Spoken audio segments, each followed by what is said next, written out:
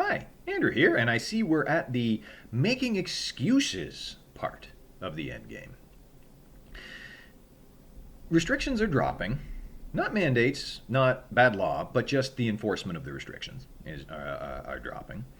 And stupidity runs rampant. But I see we're now in these measures were necessary and important while we did them, but now the conditions exist that they're not so important part of this ridiculous pandemic theater. No. I'm going to keep going back to the Johns Hopkins University study on the effects of mandates and lockdowns and yada yada. What was the effect of our lords and masters in government houses around the world, around the West? What was the effect of their terrible lockdown policies? And there are really good comparison studies because there are countries that really didn't do it. They did what we did insofar as get it going full bore and getting the vaccine rollout. But they didn't muzzle the children and they didn't lock them out of school for a year and a half of learning and so on and so forth.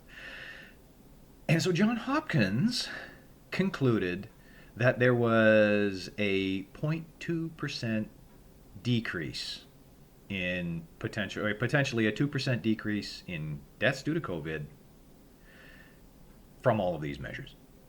Now, Johns Hopkins is a very, very prestigious university and med school, so I'm willing to take them as this baseline. 0.2%. What does that mean? 0.2%. I'm not even going to point out that the second name on the front page of the New York Times list of COVID deaths was actually, I believe, a car accident death who happened to have COVID. No. I'm going to take it as written that the official numbers of COVID deaths is real. And I've seen the numbers tossed around, and I forget the latest, but somebody said in Canada there were 30,000 COVID deaths. What is 0.2% of 30,000? Count it backwards.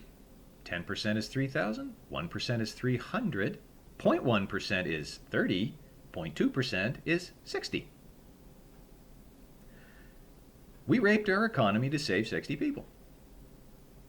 Okay, Andrew, but we saved 60 people. Do you remember I pointed out a video or two back that in the United States alone, the teen girl suicide rate went up 50%? I don't know what the absolute number of teenage suicides is. I don't. I can't look it up. I have mental health problems. I have depression problems. The thought of a child the age of my oldest taking his or her own life, I can't handle going into those numbers. But to get to 60 deaths, that's 50% more than 120. And that's just girls. And the question you ask yourself is, Canada-wide, in a normal year, do somewhere around 100 girls take their own lives? And I imagine that the answer to that, sadly, is it's actually more than that. And that's just teenage girls. That doesn't take into account teenage boys. That doesn't take into account the older people who, like me, have struggled with depression, and got into complete desperation, into total mental health crisis, and either fell into or fell back into addiction, or took their own lives. There was a woman at the Ottawa trucker protest who was there because her sons, two of her sons, fell back into addiction and OD'd.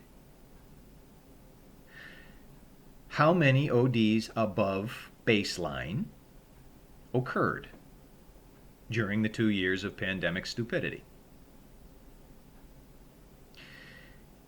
I strongly suspect, again, I can't look up the numbers because my mental state does not allow for it.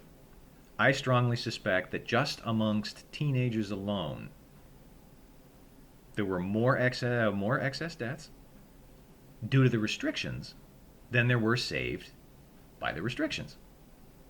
So the if it saves only one life crowd, you're talking out your ass. Because the number of lives lost was greater than the number of lives saved. Because it didn't work. Because the measures were actively detrimental. This is why I want orange jumpsuits, public trials, and prison sentences.